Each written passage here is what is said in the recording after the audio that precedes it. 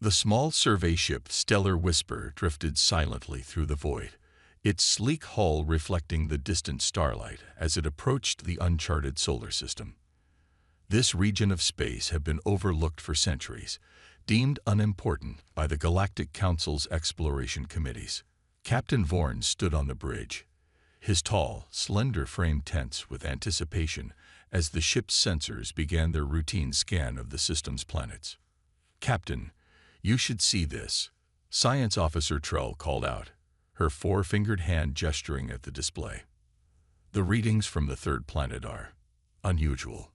Vorn moved closer, his gray eyes narrowing as he studied the data streaming across the screen. The numbers made no sense.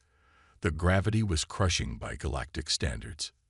The atmosphere contained oxygen, a highly reactive and dangerous gas. Radiation levels from the planet's star should have sterilized the surface. And yet, life signs, he asked, unable to hide his disbelief. "Not just life, sir. The biodiversity readings are off the scale," Trell replied, adjusting her instrument settings to confirm the findings.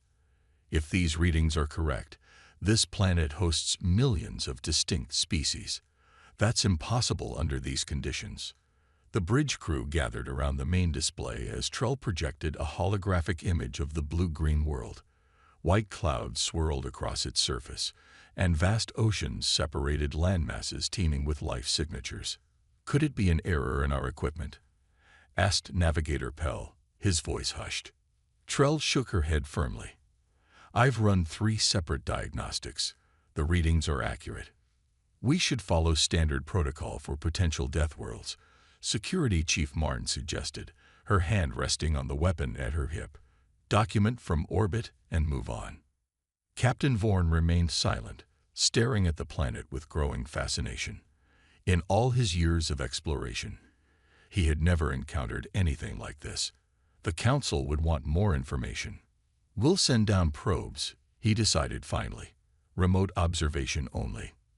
The crew prepared 3 automated survey drones, each equipped with the most advanced sensors and protective shielding available. They watched on the main screen as the small devices descended toward the planet's surface. The first probe landed in a vast open area covered with tall green stalks. For 6 minutes, it transmitted data about the soil composition, atmospheric pressure, and surrounding flora. Then, without warning, the signal cut out. "What happened?" Vorn demanded. "Unknown, sir," Trell replied, frantically working her console. The probe was functioning perfectly and then, nothing. The second probe touched down in a region of higher elevation. It managed to send back images of creatures moving on 4 legs across an open plain before it too went silent. The third probe, programmed to observe from a higher altitude, lasted longer. It captured footage of sprawling structures built in geometric patterns, areas of land cultivated in neat rows, and most disturbing of all, bipedal beings using tools and primitive vehicles. "Intelligent life," whispered Trell, "on a Deathworld." The probe's transmission ended abruptly when something fast and explosive struck it from below. A heavy silence fell over the bridge. The implications were staggering. A species that evolved on such a hostile world would be unlike anything the galaxy had ever known. "We need to report this to the Council immediately," Vorn said, his voice steady despite his unease. Pell set course for the nearest relay station.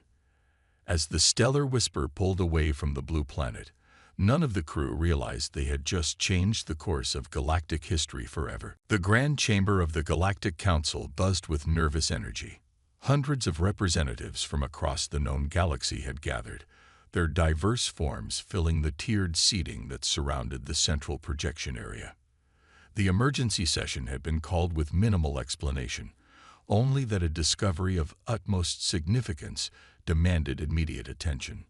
Elder Droll, ancient even by his long-lived species standards, moved slowly to the center podium. His translucent skin revealed the dim pulsing of internal organs as he raised all 4 of his upper limbs for silence. "Esteemed colleagues," his voice carried through the chamber's perfect acoustics, We face a situation unprecedented in our 10,000 years of unified history. The chamber quieted as a holographic display activated, showing the blue-green planet that the stellar whisper had discovered. Data streams scrolled alongside the slowly rotating image. This world, designated XC217, was located in Sector 8, a region previously considered empty of habitable planets. Droll continued. The survey ship's findings were so alarming that I assembled our foremost experts for immediate analysis. Lead researcher Marrow stepped forward, her insectoid features betraying no emotion as she gestured toward the display with a chitinous appendage. The image zoomed in to show footage captured by the third probe before its destruction. What you are seeing defies conventional understanding of evolution, Miro explained. This planet has gravity 1.4 times our standard. Its atmosphere contains corrosive oxygen at levels that would poison most sentient species. Water covers 70% of the surface, liquid water, uncontained, and exposed to the air. Murmurs spread through the chamber as Miro continued. The radiation from its star should prevent complex life. Yet this world hosts millions of species. And most concerningly, she paused, clicking a control to show new footage. The images shocked the assembly into silence. They watched as creatures with razor teeth tore into other animals. Plants with defensive toxins that could kill on contact. Microscopic organisms that caused devastating diseases. Weather systems of incredible violence. Swirling vortexes of wind, searing lightning, and crushing walls of water. And the dominant species, Marrow said quietly, bringing up the final images. The bipedal creatures appeared in various settings, using tools, building structures, and most disturbingly, waging war against each other with weapons of increasing sophistication. These beings have survived and thrived in conditions that would kill any of us within minutes, she concluded. Their bodies are extraordinarily resilient, with redundant organs, rapid healing capabilities, and remarkable resistance to toxins and radiation. Elder Droll returned to the center of the chamber. We have no choice but to classify XC217 as a Deathworld, the first Category 5 ever documented, he announced gravely. A planet so inherently hostile that evolution there produces only the most aggressive, adaptable, and dangerous life forms. Representative Locks from the Commerce Guild rose from his seat. What of the sentient inhabitants? Do we initiate contact as per our charter? The question sparked immediate debate, voices rising throughout the chamber. Droll raised his limbs again for quiet. These beings evolved on a world that would instantly kill most of us. Their physical capabilities and natural aggression present unknown risks, he explained. Furthermore, their civilization shows disturbing signs of internal conflict and rapid technological advancement. After hours of heated discussion, the Council voted overwhelmingly to establish a permanent cloaked observation post near the planet, but strictly prohibited any direct contact. The motion is passed, Droll announced. Planet XC217, or Earth as its inhabitants call it, will remain under quarantine until we better understand the potential threat these humans pose to galactic stability. As the session adjourned, few could shake the feeling of dread that had settled over the chamber. Something told them this would not be the last time Earth would command their attention. The trading vessel Fortune Seeker drifted just beyond the quarantine boundary established by the Galactic Council. Captain Jax stared at the blue planet through the main viewport, his scaled fingers tapping impatiently on the command console. 50 years had passed since Earth had been designated a restricted death world, but the restriction had only fueled rumors about its valuable resources. "Are you certain about this, Captain?" asked First Mate Lara, her anxiety evident in the rapid color changes rippling across her skin. "The Council penalties for breaking quarantine are severe." "The Council penalties only matter if we get caught," Jax replied with a dismissive flick of his tail. "Think about it. A planet untouched by galactic commerce. The wealth waiting for the first traders brave enough to make contact would be astronomical." The small crew of 6 shared uneasy glances. They had followed Jax through questionable ventures before, but never a direct violation of Council quarantine. Our scans show they've developed rudimentary space travel, Engineer Krell noted. Simple chemical rockets, orbital stations, nothing interstellar. Perfect. Jack smiled, revealing rows of pointed teeth. Advanced enough to recognize superior technology, primitive enough to trade for it at tremendous profit. The decision made, they activated their cloaking field and descended through Earth's atmosphere under cover of darkness. They landed in an isolated area surrounded by tall vegetation, far from the larger human settlements their scanners had detected. By dawn, curious humans had discovered the alien vessel. Within hours, government officials arrived. Jax was surprised by how quickly the humans organized themselves.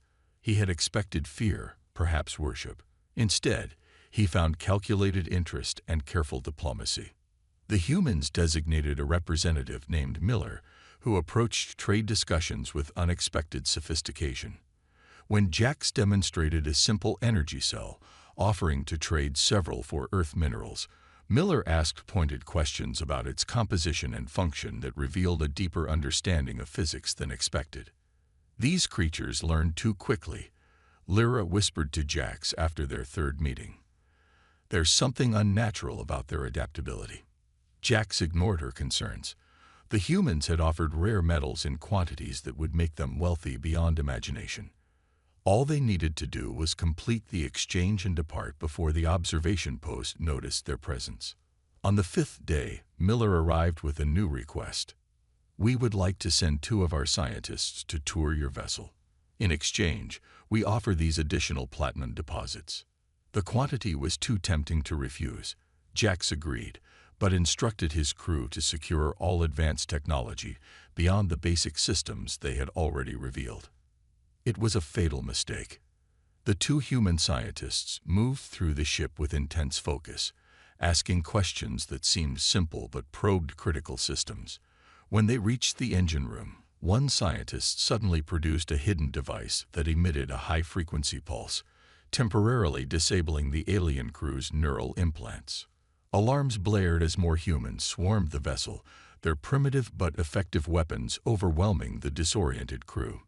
Jax regained consciousness just in time to see humans systematically removing components from key systems, documenting everything with portable imaging devices. "You don't understand what you're doing," he shouted at Miller, who was supervising the operation with cold efficiency. "No, Captain," Miller replied calmly.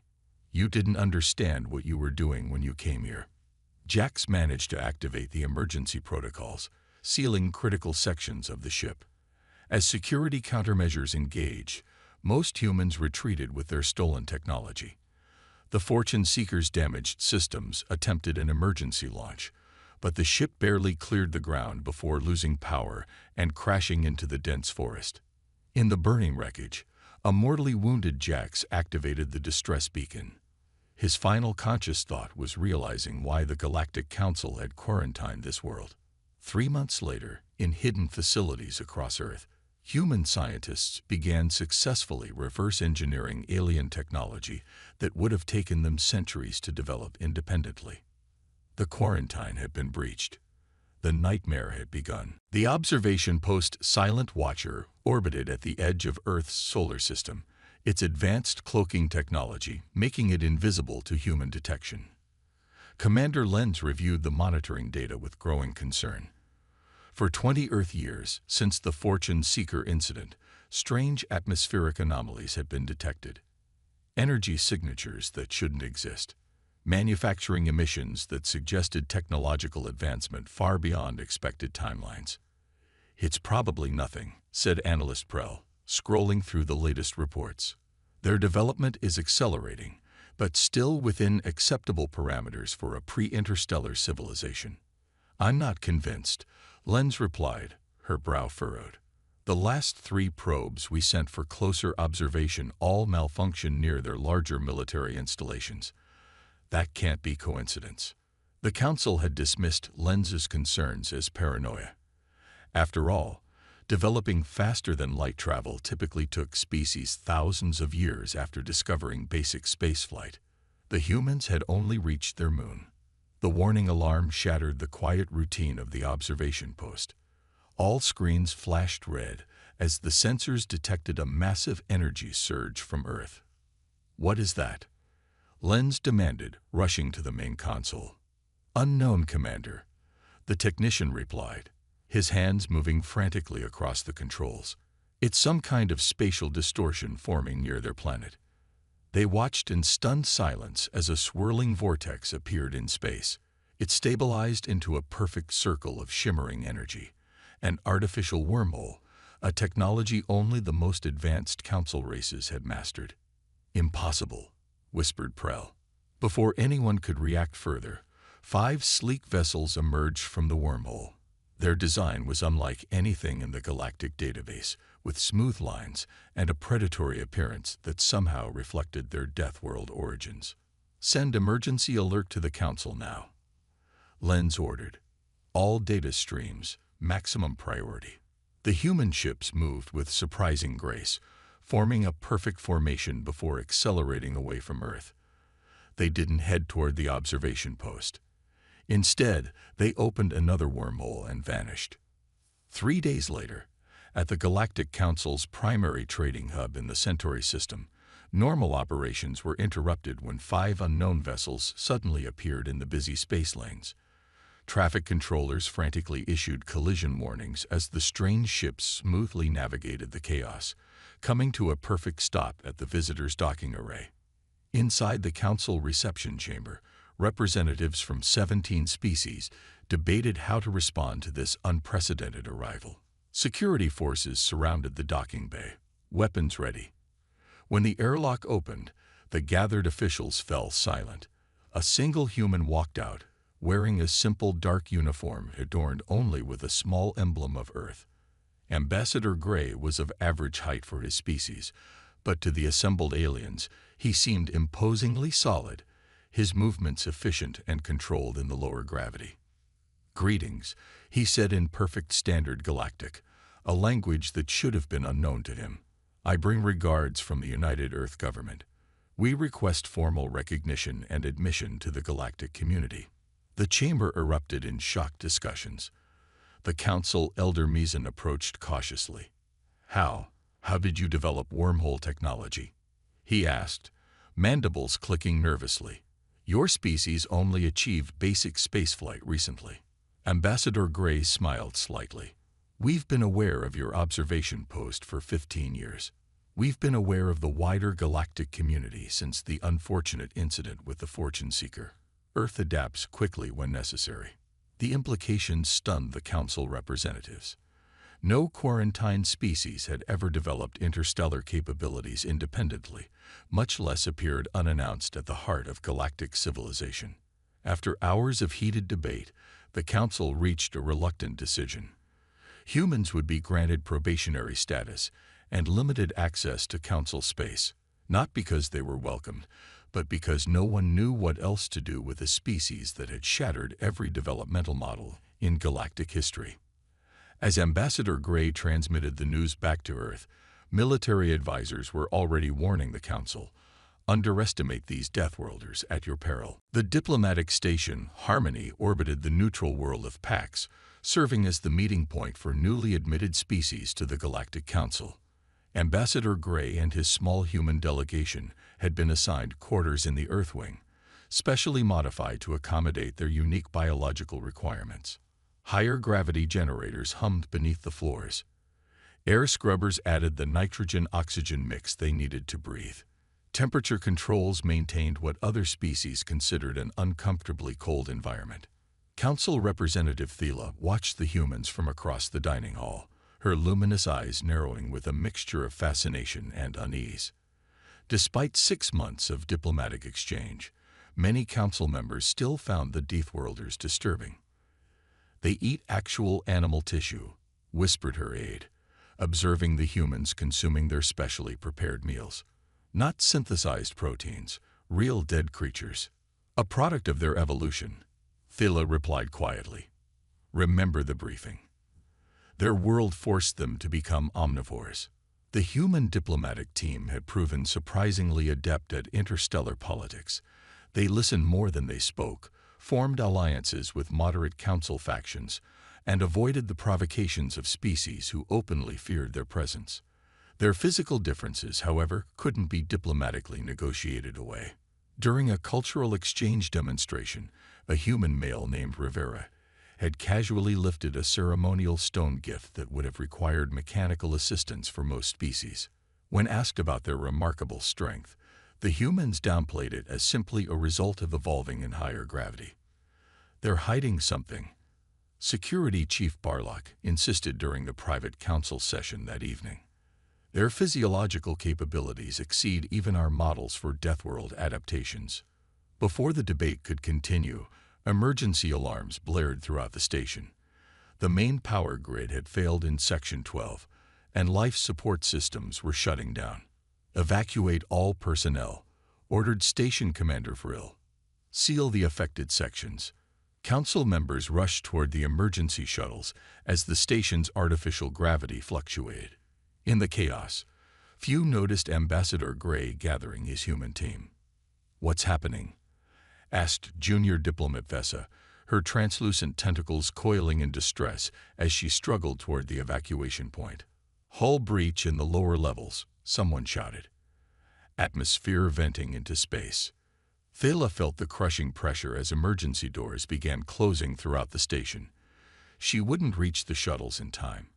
Around her, other diplomats faced the same realization, panic spreading as the lights flickered and the air grew thin. Then she saw them, humans moving against the flow of evacuees, heading toward the damaged section. "What are they doing?" gasped Vessa. "They'll die." Without protective gear, the humans forced their way through partially sealed doors, disappearing into the darkened corridors where alarms warned of dangerous decompression. Hours later, when emergency crews finally restored partial power and reopened the sealed sections, they found an astonishing sight. 17 diplomats from various species, alive but unconscious in emergency pressure bubbles hastily created from station equipment. And the humans, covered in frost, their exposed skin blistered from radiation and vacuum exposure, still working to seal the largest breach in the hull. "Impossible," whispered Medical Officer Jens as his team treated the humans. They survived for nearly 40 minutes in conditions with almost no atmospheric pressure. Their blood should have boiled. Their lungs should have collapsed. Station logs later revealed the truth. The humans had moved through near-vacuum conditions, rigging temporary seals, and dragging injured aliens to safety. They had endured radiation levels that would kill most species instantly. All suffered severe injuries, yet all survived. In one terrible crisis, the galaxy learned what the Council had feared most. Humans hadn't merely evolved on a death world. They were the apex predators of that nightmarish environment, with biological resilience that defied galactic understanding. As Thela watched the human medical team recover with unsettling speed, she finally understood. The galaxy hadn't granted humans admission to the Council. The Deathworlders had arrived, and the galaxy would never be the same. The emergency council session began in chaos. Representatives shouted over each other as the massive display showed another world falling to the Vex. The once beautiful colony of New Lumina was now covered in the characteristic black hive structures that marked Vex occupation.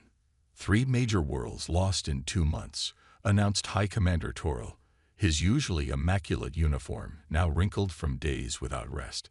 "Conventional weapons have proven ineffective against their high ships. Our best estimates suggest they will reach the core worlds within 60 days. The Vex had appeared without warning from beyond the galactic rim. Their strange organic-mechanical hybrid ships moved in perfect coordination, overwhelming defensive fleets through sheer numbers and a disturbing ability to adapt to attack patterns.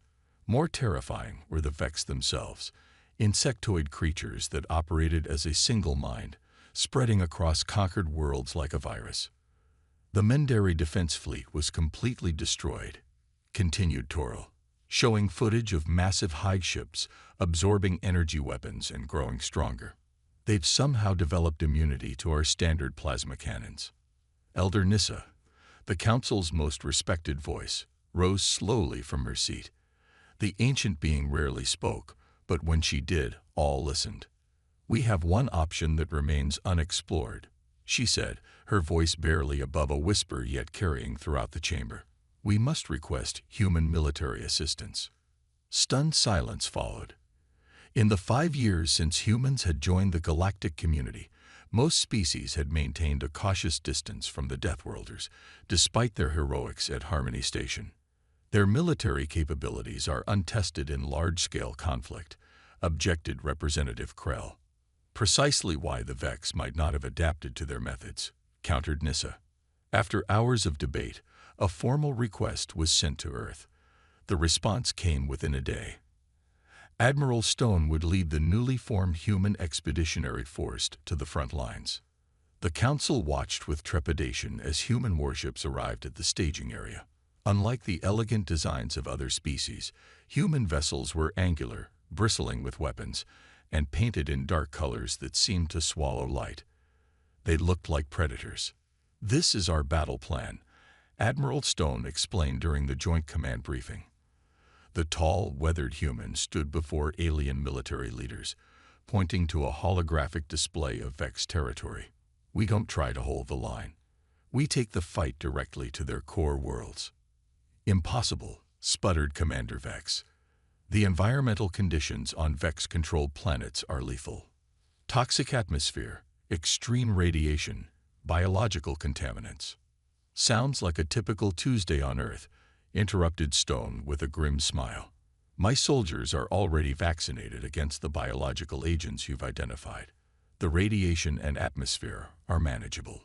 The alien commanders exchanged uneasy glances. They had forgotten what it meant to evolve on a Deathworld. 3 weeks later, the first reports from the front lines stunned the Council. Human forces had not only survived in Vex territory, but had turned the enemy's biological weapons against them. Scientists on board human vessels had analyzed the Vex hive structures and engineered targeted viruses that attacked their neural networks. "They're fighting like the Vex," whispered Representative Thela as she watched footage of human soldiers moving through environments that would kill any other Council species, adapting, evolving their tactics in real time. Most disturbing was the combat footage showing human troops in close-quarters battle. When weapons failed, they fought with primitive blades or even bare hands, displaying strength and violence that horrified the watching Council members. After only 2 months, Admiral Stone's fleet reached the Vex homeworld. What happened there was classified by mutual agreement, but the outcome was clear. The Vex threat ended completely.